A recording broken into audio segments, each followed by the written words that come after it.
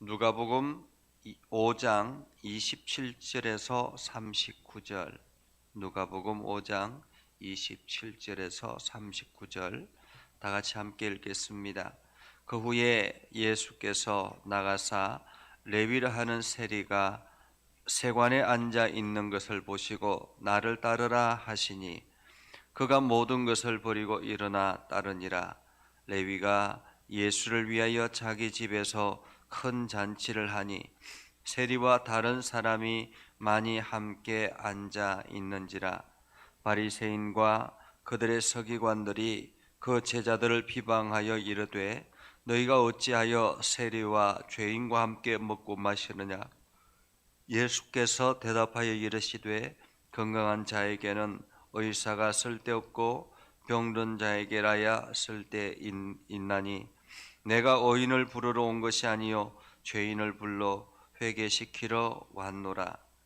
그들이 예수께 말하되 요한의 제자는 자주 금식하며 기도하고 바리새인의 제자들도 또한 그리하되 당신의 제자들은 먹고 마시나이다. 예수께서 그들에게 이르시되 혼인집 손님들이 신랑과 함께 있을 때에 너희가 그 손님으로 금식하게 할 수 있느냐. 그러나 그날에 이르러 그들이 신랑을 빼앗기리니 그날에는 금식할 것이니라. 또 비유하여 이르시되 새 옷에서 한 조각을 찢어 낡은 옷에 붙이는 자가 없나니 만일 그렇게 하면 새 옷을 찢을 뿐이요 또 새 옷에서 찢은 조각이 낡은 것에 어울리지 아니하리라. 새 포도주를 낡은 가죽 부대에 넣는 자가 없나니 만일 그렇게 하면 새 포도주가 부대를 터뜨려 포도주가 쏟아지고 부대도 못 쓰게 되리라. 새 포도주는 새 부대에 넣어야 할 것이니라. 묵은 포도주를 마시고 새 것을 원하는 자가 없나니 이는 묵은 것이 좋다 함이니라. 아멘. 오늘도 하나님의 은혜가 여러분의 삶 가운데 가득하기를 바랍니다. 여러분들이 하는 모든 일들 속에서 주님의 능력을 경험하고 또한 하나님의 은혜 안에서 날마다 행복하고 복된 날 되기를 주님의 이름으로 축복합니다. 그 후에라고 오늘 성경은 시작합니다. 그 후에. 그 후에라는 말은 그 이전에 어떤 사건이 있었는가라는 거죠. 예수님께서 가버나움에서 중풍병자를 고치면서 죄 사함의 권세가 당신에게 있다라는 말씀을 하셨습니다. 그래서 사람들이 이 중풍병자에게 내 죄가 사함 받았느니라라는 그 소리에 서기관과 혹은 바리새인들 이 사람들이 예수님에게 신성모독이다라고 이야기했을 때 예수님께서 말씀하셨죠. 내가 너희의 죄가 사했느니라라는 말과 그리고 일어나 자리를 들고 걸어가라 라고 말하는 것과 어느 것이 더 쉽겠느냐라고 이야기를 했습니다. 그러면서 중풍병자를 향해서 자리를 들고 일어나 걸어가라 라고 말씀하시며 하자 그 중풍병자가 곧 자리를 들고 일어나 걸어가는 놀라운 역사를 경험하게 되죠.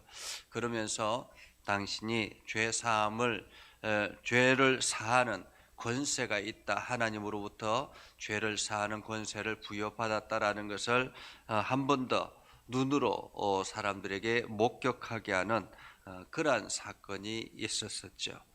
그리고 난 다음에 예수님께서 나가셨는데 레위라 하는 사람이 있었습니다. 이 레위라 하는 사람은 세관에 앉아 있는 사람이었죠. 이 가브나움은 아주 중요한 지역입니다.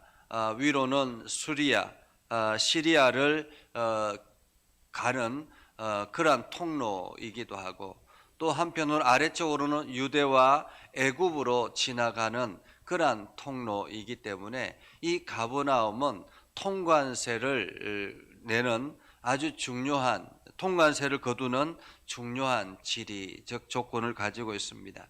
그렇기 때문에 로마 정부에서는 이제 유대인들 중에서 친로마 성향을 가지고 있는 사람들을 뽑아서 세관의 업무를 하겠는데, 오늘 레위가 그 세관의 업무를 하고 있는 세리였다라는 거죠.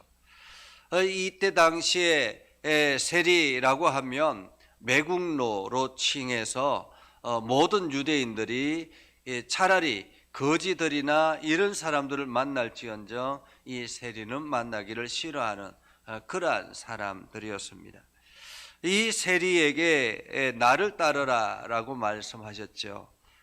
성경은 누가복음은 레위라 이렇게 말하고 있는데, 이 레위가 바로 우리가 마태복음을 기록하고 있는 마태라고 볼 수 있습니다. 그래서 이 나를 따르라 라고 말씀하시자 이 세리 레위는 모든 것을 버려두고 일어나서 예수님을 따랐다라고 말합니다. 모든 것을 버리고 일어나 예수님을 따랐다. 그러니까 어쩌면은 이 세리들에게는 어느 누구 한 사람 친구가 되어주지 않았는데, 오늘 이 세리에게 예수님께서 나를 따르라 라고 말씀하시는 그 한마디에 세리는 모든 것을 포기하고 예수님을 따랐다라는 거죠. 자, 그렇게 모든 것을 포기하고 예수님을 따르고 난 다음에 집에 잔치를 베풀었습니다. 잔치를 베풀었는데 누가 초대되었겠습니까? 그때 당시에 같은 동료들, 세리들, 한마디로 자기가 알고 있는 사람들을 최대한 끌어모아서 잔치를 했다라는 것입니다. 어쩌면은 이 세리 레위는 어떤 마음으로 이들을 초청했을 것 같습니까? 이 사람들도 자기가 만난 예수를 만나기를 소망하는 마음으로 그들을 초청하지 않았겠습니까? 그래서 그들과 함께 잔치를 하면서 예수님이 어떤 분인가, 그리고 예수님에 대해서 조금 더 정확하게 알리게 하고자 하는 그러한 목적이 있었겠죠. 우리가 올해는 이제 총동원 주일을 2번 하려고 합니다. 한 번은 부활절과 그리고 또 한 번은 추수감사절, 이 기점으로 해서 우리가 총동원 주일을 하려고 하는데, 우리가 이 땅에 우리가 구원받은 목적이 무엇입니까?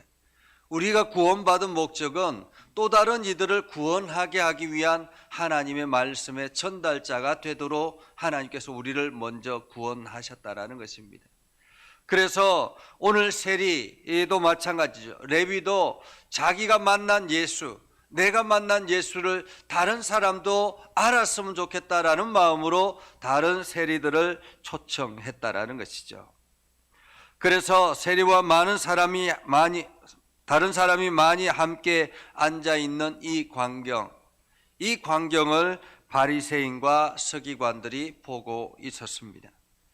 그래서 그들이 제자들에게 이야기합니다. 예수님을 비방하며 이야기를 합니다. 어떻게 저 당신의 선생이라고 하는 사람이 세리와 죄인들과 함께 먹고 마시느냐?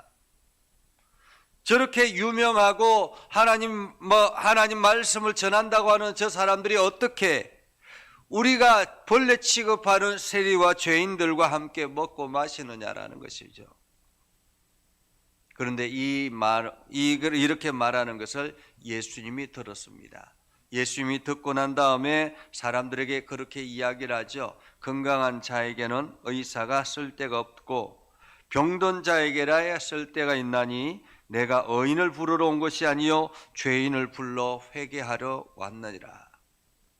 예수님이 오신 목적이 무엇인가 라는 것입니다. 예수님이 오신 목적이 무엇인가? 사실 예수님께서 하나님께서 이 땅을 창조하시고 난 다음에 아담 이후에 사람들이 타락하지 아니하였으면, 이 땅에 있는 모든 사람들이 하나님의 은혜 안에서 하나님의 말씀을 기점으로 열심히 말씀대로 살아갔으면 예수님이 이 땅에 오실 필요가 없지요. 그렇지 않습니까? 그런데 이 땅에 있는 모든 사람들이 다 하나님의 말씀을 떠나서 각기 제가 할 길로 가기 때문에, 그래서 그들이 잘 사는 것 같이 보여지지만은 그들은 멸망의 길을 걸어가고 있기 때문에 하나님께서 그들을 구원하게 하기 위해서 예수님을 이 땅에 보내신 것 아니겠습니까? 예수님이 이 땅에 오신 목적은 죄인을 구원하러 오셨다라는 것입니다. 그렇기 때문에 예수님을 믿는다라는 것, 이것은 자기가 죄인임을 고백하지 아니하면 온전히 예수님을 받아들일 수가 없다라는 것입니다. 자기가 죄인인 것을 시인하지 아니하면, 어쩌면은 교회에 그냥 평상시 왔다 갔다 할 수 있겠죠. 그러나 온전한 믿음으로 나아가기 위해서는 자기가 죄인임을 인식해야 되는 것입니다. 우리가 세상적으로 말하는 그러한 죄가 될 수도 있겠지만 여기서 죄인은 무엇이냐? 죄는 무엇이냐? 여러분, 죄는 무엇입니까? 하나님께서 이 땅에 보내신 그 하나님을 부정하고 하나님께서 이 땅에 우리를 세우시고 하나님의 창조 작품이라는 것을 부인하고 자기 마음대로 자기가 세상의 주인인 것처럼 살아가는 그것이 바로 죄인이라는 것입니다. 죄인이라. 하나님을 주인으로 고백하지 않은 그것이 바로 죄인이다라는 거죠. 그래서 오늘 예수님께서 이 땅에 오신 목적은 죄인을 구원하여 회개하게 하기 위해서라고 말씀합니다. 자, 그러자 그들이 또다시 다른 것을 가지고 딴지를 겁니다. 요한의 그 제자들은 자주 금식을 하는데 어떻게 당신의 제자들은 먹고 마시느냐라는 것입니다. 금식을 하지 않느냐라는 거죠. 이때 당시에 유대인들은 일주일에 2차례 이상 기본적으로 금식을 했습니다. 특히나 종교 지도자들 같은 경우는 더 이것을 철저하게 금식하고 있었죠. 거기에 요한의 제자들도 동일하게 금식하며 메시아를 기다리고 또한 메시아의 오실 길을 준비하는 그러한 사람들이었습니다. 그런데 어떻게 당신들은 금식하는 것을 볼 수 없느냐라는 것이죠. 금식하는 것을 볼 수 없느냐.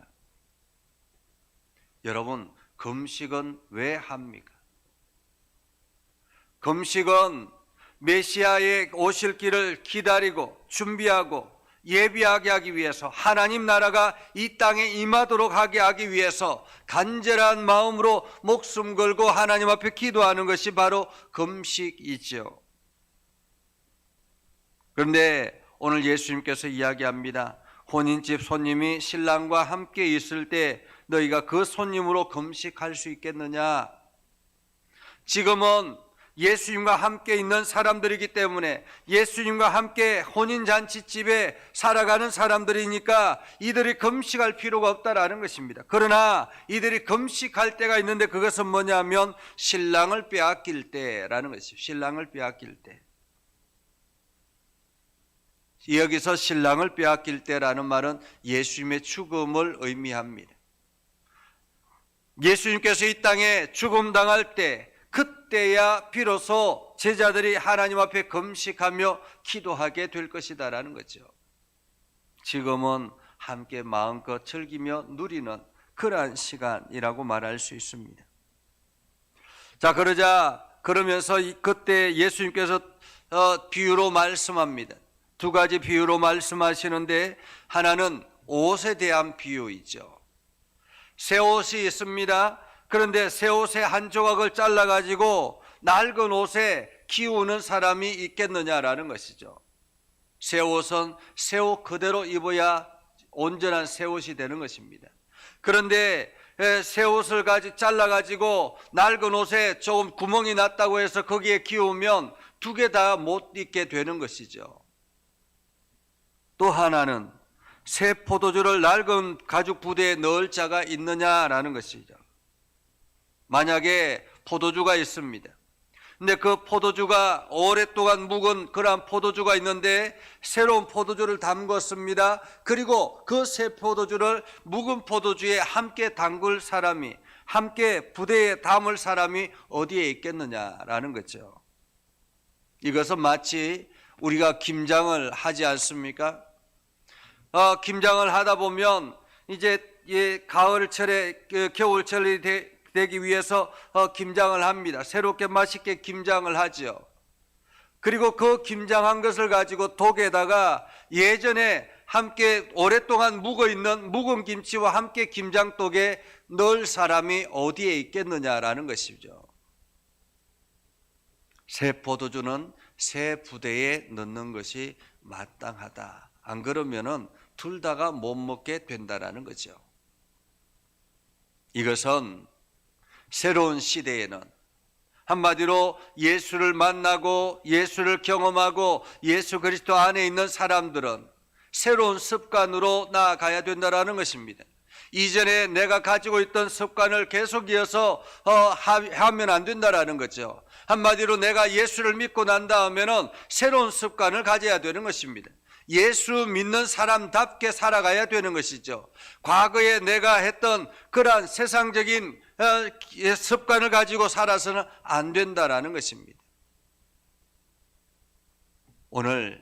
오늘날 많은 그리스도인들이 세상에 과거의 습관을 그대로 이어받아서 세상적인 관점에서 모든 것들을 살아가기 때문에 그것 때문에 세상의 지탄을 받는 그러한 경우들이 많이 있지요. 우리는 하나님의 은혜로 살아가는 사람들입니다. 세상적인 계산을 가지고 살아가는 사람들이 아니라 하나님의 은혜로 살아가는 사람들이죠. 하나님의 은혜로 살아가는 사람들이라면 우리의 습관을 바꿔야 되는 것입니다. 새로운 습관으로 바꿔야 되는 거죠. 내 삶이 변화가 되어야 되는 것입니다. 내가 변한다라는 것은 예수 믿기 이전과 예수 믿은 후에 삶이 달라져야 된다라는 것입니다. 관점이 달라져야 되고 우리의 습관이 달라져야 되고 우리의 행동이 달라져야 되는 것입니다. 이것이 주변 사람들이 확연하게 구별할 수 있는 그러한 행동 습관이 되어야 된다라는 거죠. 오늘 예수님께서 이 땅에 오신 목적은 죄인을 구원하러 오셨다라고 말하고 있습니다. 오늘 우리가 예수를 믿는다라는 것은 내가 죄인이었음을 고백하는 것이죠. 그리고 내가 예수 그리스도 안에서 온전한 회개가 이루어지고 나면 우리는 온전한 하나님의 거룩한 백성으로 더 이상 죄인이 아니라 하나님의 백성으로 살아가게 되는 것이죠. 하나님의 백성으로 살아간다라는 것은 새로운 습관을 가지고 살아간다라는 것입니다. 그래서 오늘도 우리는 새로운 습관을 가지고 하나님을 의지하며 하나님을 신뢰하며 오늘도 하나님께서 행하실 일들을 기대하며 나아가는 그러한 우리의 삶이 되는 것이죠. 여러분 모두 다가 이러한 새로운 습관을 가지고 하나님 나라를 향해서 달려가는 거룩한 백성 되기를 주님의 이름으로 축복합니다. 기도하겠습니다. 거룩하신 아버지 하나님, 은혜를 감사합니다. 하나님의 말씀을 붙들고 나아갑니다. 우리의 심령을 강건하게 하셔서 하나님의 선한 뜻대로 나아가게 하시고 우리가 새로운 습관을 가지고 새로운 하나님의 거룩한 백성으로서 부끄럽지 않는 삶을 살아가게 하옵소서. 그래서 믿지 않는 사람들이 우리가 하나님을 경험하는 그 이야기들을 보면서 그들도 예수 그리스도를 믿음으로 고백할 수 있도록 하나님 은혜를 더하여 주시옵소서. 하나님 오늘도 우리 예전교회를 긍휼히 여겨주시길 원합니다. 예전교회가 이 일에 앞장서게 하시고 하나님의 복음을 위해서 힘써 달려가는 아름다운 교회 되게 하여 주시옵소서. 믿음의 바탕 위에 서게 하시고 하나님께 영광을 돌리게 하시고 하나님 나라를 향해서 힘써 달려가게 하옵소서. 거룩하신 아버지 하나님, 이를 위해서 우리 귀한 세 분 장로님들을 세워주셨사오니 우리 장로님들이 힘을 얻게 해주시고 하나님께 영광이 되게 하시고 날마다 은혜가 넘쳐나게 하옵소서. 하는 모든 일들마다 아름다운 열매들로 가득하게 하여 주옵소서. 거룩하신 아버지 하나님, 또한 우리 장로님들을 함께 도와서 함께 협력해 나가는 우리 권사님들, 집사님들, 모든 직분자들을 기억하여 주시고 그들로 인해서 이 교회가 아름답게 세워지게 하여 주시고 지역에 소문나게 하시고 주의 복음을 땅끝까지 전하는 일에 힘을 다할 수 있도록 하나님 인도하여 주시옵소서.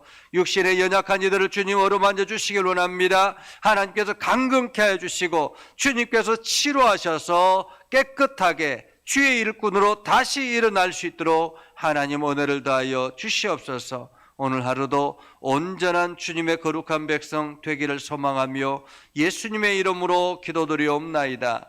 아멘.